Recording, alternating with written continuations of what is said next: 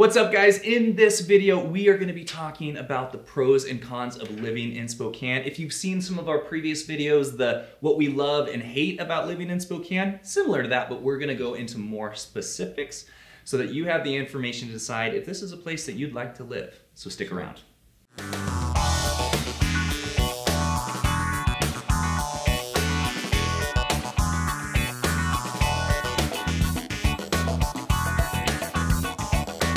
What's up, guys, and welcome to Living Life here in East Washington. My name is Trent, this is Kevin, and on this channel, we talk about all things living life here in East Washington, specifically focused on Spokane and the surrounding cities. So if that's something you're interested in, you're looking to get information about moving here to East Washington, make sure you hit the subscribe button, tap the notification bell, so every time we come out with a new video, which is weekly, you'll get notified. And if this is a place that you're serious about moving to, make sure you give us a call, shoot us a text or an email. We talk to people all the time who are wanting to get relocated here, and that's what we do. We make it easy to get relocated here. We can tell you where the best neighborhoods are, where you want to stay away from, depending on your lifestyle, what town's gonna fit you best, but you gotta give us a call and we can help you get set up. So let's dive in, the pros and cons of living in Spokane, Washington. The first one, we're gonna start with a pro. Let's get this started with a positive note. There are a ton of activities to do here in Spokane, Washington. The first I wanna focus on, which is one of my favorites, is hiking. There's a ton of hiking trails all over East Washington, the Spokane area. My favorite, I've talked about this before, Liberty Lake Loop Trail. Absolutely, you and I have done that. We've done that one. What I love about it is it's a place that I can take my kids. You park right at the lake, and for about 1.5 miles, it's pretty flat, but it's really beautiful. And then you can turn around, so it's a 3-mile hike with your kids. If you wanna go further and have a more advanced hike, you can start gaining elevation. You see several waterfalls, you do switchbacks. I mean, get up into some snow. Oh man, yeah, I just recently, so you don't have to follow the loop. You can go off to the side and go up to Micah Peak, which is about, I think, a total of like 12, 14 miles. And I started to hit snow, so I wasn't able to make it. But it really is an awesome hiking spot. It's one of my favorite activities because it's just beautiful nature. You get up into the wildlife and you just see beauty all around you. In addition to the activities, you have a bunch of fishing, specifically Newman Lake, Liberty Lake, and the Spokane River. Those are the 3 most popular areas to fish. You actually have 76 lakes within an hour. Yeah. So if you're into fishing or doing water activities, there's plenty of that all over the place. Yeah.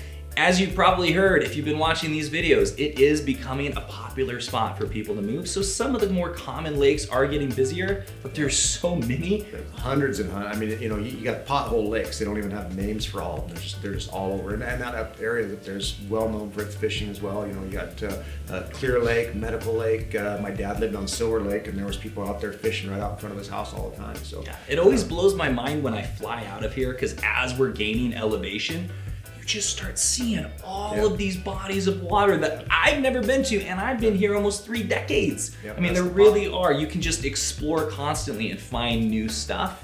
And that's one thing that I absolutely love. So the next thing, winter activities. Snowboarding, I mean, skiing, you know, I mean, they got a couple resorts. Mount Spokane is just literally a 30-minute drive for most people. And then you got also up north a little bit further in Chewelah, you got 49 degrees north. So both of them I hit a lot growing up. So, you know, and a number of other winter sports, but we're kind of more looking towards summer now. So what else we got? So summertime activities, of course, I've talked about the water sports, the stand-up paddleboarding, but you've got a ton of golf. I mean, in Spokane alone, you have a dozen golf courses. Then you go over into Idaho and you have a dozen more. So if you're really into golf, this is an amazing spot. In fact, I've never been to a golf course in this area that I went. I mean, the public courses even that are very affordable that the county has are great courses by their standards. So you know, great spot for that. You know, it might not be year round here, but you go down south and a little west of here in the Tri-Cities, and they've got stuff that's open year round typically. So one of the things that we don't have is a major freeway system. Big con, drives me nuts. We have one freeway system. There is one being built going north and south. It's been they've been talking about it, slowly working on it for about 40 years. Yeah, they broke ground 20 years ago. It actually was originally approved back in the 50s before I-90 came through, but it took precedence. So, you know, it's just a long time in the making, and I lived up north, so it's been something that I've wanted my whole life, and been spent the second half of my life watching it being built. And hopefully it gets finished sometime in my lifetime here. I mean, you know, the hair's going quick, and who knows how much more time I got. So but compared to living in a major city, I mean, I moved back here because the traffic is not that bad compared to like Portland or Seattle. You know, I lived just outside of Portland, and you know, 2 freeways coming back into Washington. You know, it was busy going over, busy coming back. You know, you're talking 2 hours by the time everything's said and done. You know, at most a 30-hour commute turns into an hour, you know, between Spokane and Coeur d'Alene. So, and I'm really super spoiled. I've been here, like I said, 30 years. I used to be able to get to Spokane in like 20 minutes, and when it takes me 45, why is my life being wasted is the question I'm asking. But compared to major cities, it's not a big deal. Not horrible, not horrible. But how about restaurants, Trent? Restaurants. Because we don't like to eat. I'm a big foodie, man. I love good food. We have an awesome steakhouse called Churchill's, or you can go out to Maslow's out at Northern Quest Casino. Awesome steaks. But overall, like, I think for this area, it's really, really good. Now, it's not a Las Vegas, it's not a Portland, you're not gonna have awesome food trucks everywhere, but the restaurants that are here, they're really good. They're good. I mean, you got Pig Out in the Park, you can kind of get a sample of everything from all around town. There's, you know, I don't know, 500 different venues down there or something. It's crazy. It's a huge event. You know, but you know, like in the valley, where we're focusing on here today in video, you know, you got Twigs, a real good local staple, and there's a few other places, you know, some nice pizza places, like what is it, Brothers Pizza in River Lake? I can't do pizza anymore. Garlic, dang it. But yeah, really good food, really good food. You're not gonna go hungry here. There's plenty of restaurants to choose from. So another one, I'm gonna throw a curveball at you. Not on the list, but I'm adding it. Let's go ahead and zoom in on this. You see this right here? See how white it is? That's because that giant orange bulb in the sky doesn't show up during winter for a while. So you're gonna need your vitamin D. If you need sun to feel good about life, you're gonna wanna go tanning. We go through a period in the winter every year, you'll have a few weeks of being gray. It is amazing, it's like being reborn when the sun starts showing up again, but yeah, you gotta deal with the whiteness of your skin, the paleness, so. I think there's 174 days of sun, so I mean, you got, you know, just shy of 200 days where the sun's not in full force. So, you know, it can wear on some people, but for me, I mean, I like the change in the seasons. So, you know, it's something different about every 3 months. You know, so it's that's a good thing. And, you know, as far as, you know, we were just talking about restaurants, and one of my favorite ones in Spokane is Taste of India. What's the culture like in Spokane, Trent? The culture, according to the Spokane.org website, it's really good. If you're contrasting that to North Idaho, they are right. If you're contrasting that to, or comparing it to a major city, it has some work to do. A lot of Eastern Europeans, there is a strong Native American culture up here, a lot of reservations around the area.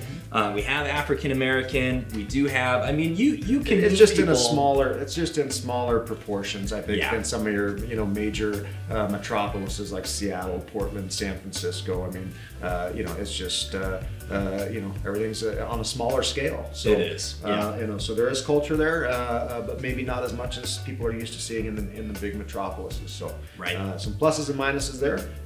But what about, speaking of pluses and minuses, what about the weed situation in Spokane? Okay, this is a pro-con depending on which side you land on. I have friends that it's ruined their life, and I have a grandma that it helps with their arthritis, but there is a lot of marijuana grow-ops, farms, and dispensaries in this area.